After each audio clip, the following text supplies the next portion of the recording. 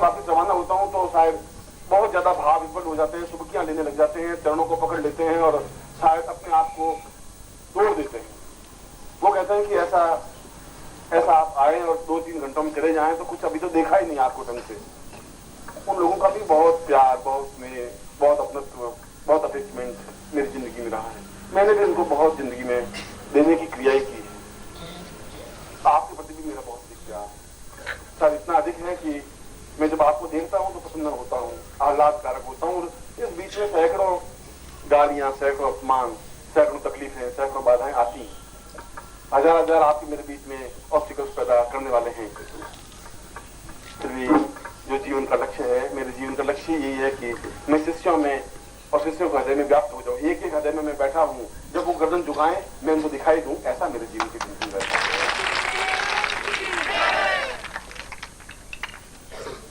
ये तो एक छोटा सा 8-9 दिन का 10 दिन का माध्यम है।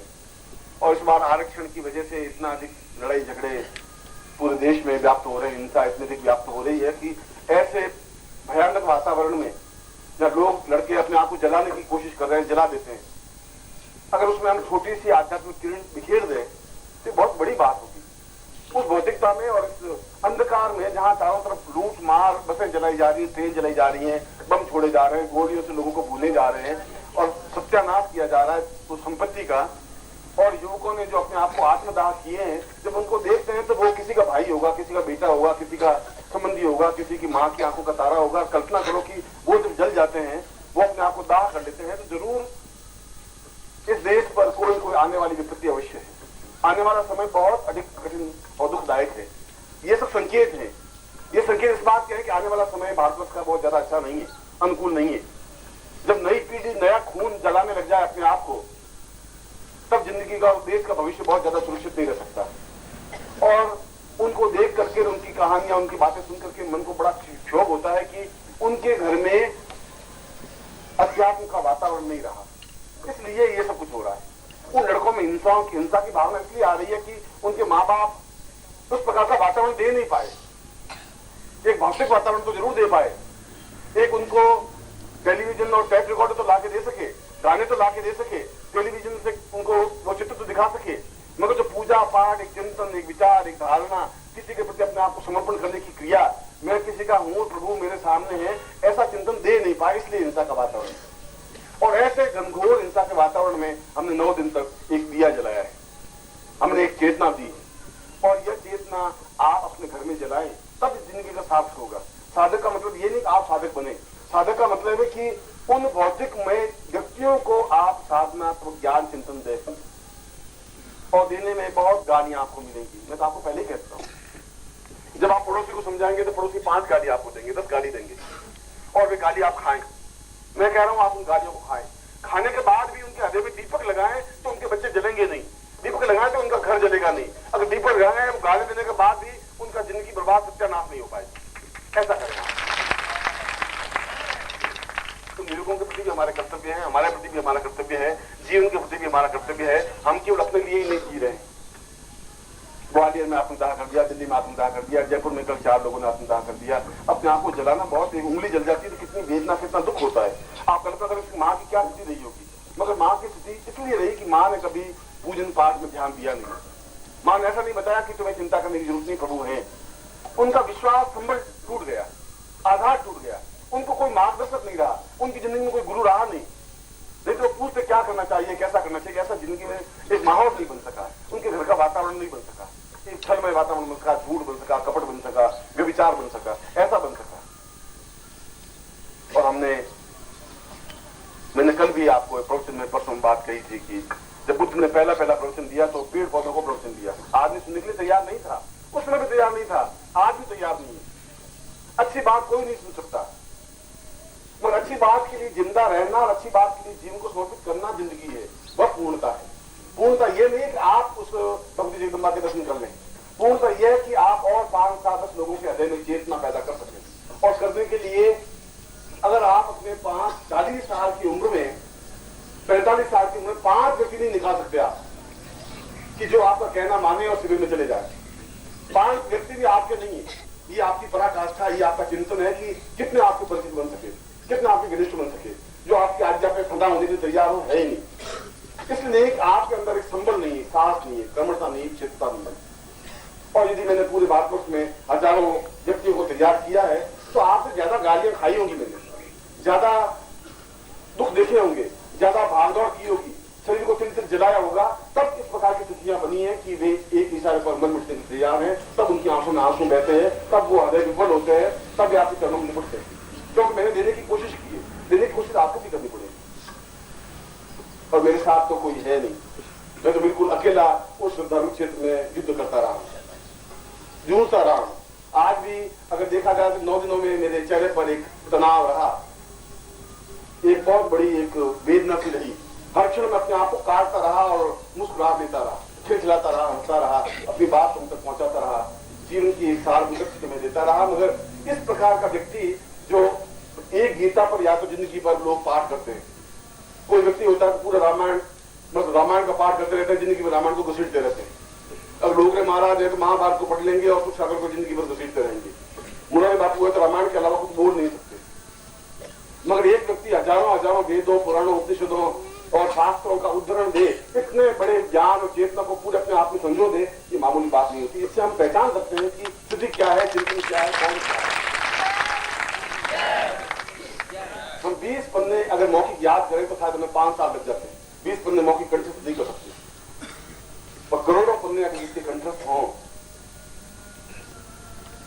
जिनके पास शास्त्रों का जहां उदाहरण देना होगा शास्त्र का उदाहरण दे सके, गीता का दे सके, या जितने उपनिषद है उनका उदाहरण दे सके, या वेदों का दे सके, तभी अगर आपकी आंख नहीं खुल सके, तभी आप नहीं पहचान सके, तभी आप अपने आप को श्रुति नहीं बना सके, तभी उनके चरणों का लाभ नहीं उठा सके, तभी आपकी व्यवस्थाएं और आपका स्वार्थ और आपका छल और आपका झूठ आपके मेरे बीच में एक कड़ियां डाल के बैठ जाए, तो इससे बड़ा दुर्भाग्य फिर आपकी जिंदगी में कुछ नहीं हो सकता। फिर जिंदगी का कोई मकसद नहीं रह पाएगा। मैं सोचता हूं कि कब आपके आत्मचक्षु खुल पाएंगे, कब मैं कब तक अपनी बात कहूंगा, कब तक आप एक दिन से एहसास करेंगे कि कोई है ऐसा है जो अपने आप का द्वितीय है। और कल भी मैंने कहा कि पत्नी से 1000 साल की तपस्या करने के बाद एक व्यक्ति को पैदा कर सकती है। ऐसे छोटे मोटे गीदड़ सियार तो करोड़ों पैदा होते हैं पूरे शेर की जिंदगी में, और शेरनी अपनी पूरी जिंदगी में केवल एक संतान पैदा करती है। एक संतान पैदा करती है, शेरनी मर जाती है। 1000 शेर पैदा नहीं होते, एक शेर के 5-5 बच्चे पैदा नहीं होते, केवल एक शेर पैदा होता है। गीदड़ तो 5-5 बच्चे एक साथ पैदा होते हैं। कभी आपको बहुत ठंडे दिमाग से सोचना चाहिए कि हमें जीवन की एक अपॉर्चुनिटी मिली है, जीवन का एक अवसर मिला है, एक मौका मिला है, हमें मिला है कि हम कहीं पास बैठ सके, हम मौका मिला है कि हम कुछ लाभ उठा सके, हम जीवन को अद्वितीयता प्राप्त कर सके। मैं तुम्हें कह रहा हूं कि मैं तो तुम्हें आध्यात्मिकता देना चाहता हूं, उसके साथ साथ पूर्ण भौतिकता भी देना चाहता हूं, मगर आप मेरे बन तो सके, आप मेरे सीने के पास तो आ सके, आप मेरे हृदय में बैठ तो सके, आप भुजाओं से मुझे भर तो सके, आप मेरे चरणों में लिपट तो सके, कुछ ऐसा तो करें जो मैं आपको अपना कह सकूं, ऐसी तो बात हो सके। और ऐसा हो सकेगा तो जिंदगी में आपकी कमी रह ही नहीं सकती, संभव भी नहीं है।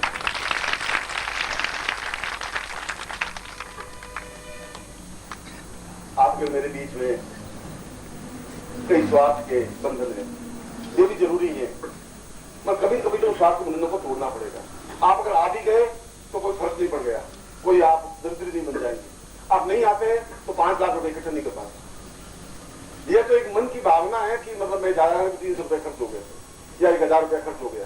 अगर कल बात आपकी पत्नी बीमार पड़ जाए कि 1000 रुपया आपको अस्पताल में खर्च कर देनी पड़ेगी। मन का चिंतन है, मन की भावना है। खैर मैं तो अपनी वाणी, अपना चिंतन जीवन के अंतिम क्षण तक भी कहता ही रहूंगा, सुनने शिष्यों को भी, आपको भी, उन ऋषियों को भी, उन योगियों को भी, सिद्धाश्रम के उन साधकों को भी। मैं उनको भी कहता हूं जो आज 1200 वर्षों के हैं, 1500 वर्षों के हैं, 800 वर्षों की आयु प्राप्त योगी है। मैं उनको भी कहता हूं तुम बेकार हो, तुम्हारी जिंदगी का कोई मकसद नहीं है, तुम्हारी जिंदगी का कोई ध्येय है ही नहीं। तुम क्या जिंदगी में तुम क्या कर सकते हो जो संघर्ष नहीं कर सकता, जो तुम्हारा ज्ञान, तुम्हारी सुगंध, तुम्हारा सौरभ अगर ग्रस्त शिष्य को नहीं प्राप्त हो सकता तो यहाँ उस सिद्धाश्रम में गुफा में बैठने से क्या फायदा होगा। तुम्हें 1200 साल की आयु की क्या हुआ उससे, शांति 500 साल की आयु ले लेता है। उनको बहुत मिलाप होती है, बहुत गुस्सा होता है, बहुत मन में एक छटपटाहट होती है कि ऐसा कहा। ये हकीकत ऐसा है, तुम्हारा ज्ञान कोई लाभ नहीं है, जो ज्ञान दूसरों को बांट नहीं सके उस ज्ञान का मकसद नहीं है। वो कहते हैं कि बहुत गृहस्थ घटिया है, लोग हैं, ऐसा है, गालियां देंगे, लेकिन तुमको दे ही रहे। आप लेने की क्षमता होनी चाहिए, वे दें आपने, फिर भी आप अपनी चीज देते रहे। इसलिए मैंने 21 अप्रैल को अपने बर्थडे पर, जन्मदिन पर मैंने एक बात कही थी। मैंने ये बात कही थी कि मेरा परिचय ज्योतिषी के रूप में नहीं हो सकता, मेरा परिचय कोई पत्रिका का संपादक के रूप में नहीं हो सकता। ज्योतिष पर भी काम किया है, वैदिक विधि पर काम किया है, आयुर्वेद पर भी काम किया है, मंत्रों पर भी किया है, तंत्र पर भी किया है, योग पर भी किया है, दर्शन पर भी किया है, मीमांसा पर भी किया है, नए उपनिषदों की रचना भी की है और उपनिषदों के सारभूत को भी ग्रहण किया है। ये सब कुछ मैंने अब लिखा है, गजल भी गाई है, गजल भी लिखी है, कविता भी लिखी है, शेर शायरी भी की है, लिखी है। और तुमसे मैं ज्यादा हारमोनियम अच्छा बजा सकता हूँ, तुमसे ज्यादा अच्छा गा सकता हूँ, तुमसे ज्यादा अच्छा नाच सकता हूँ।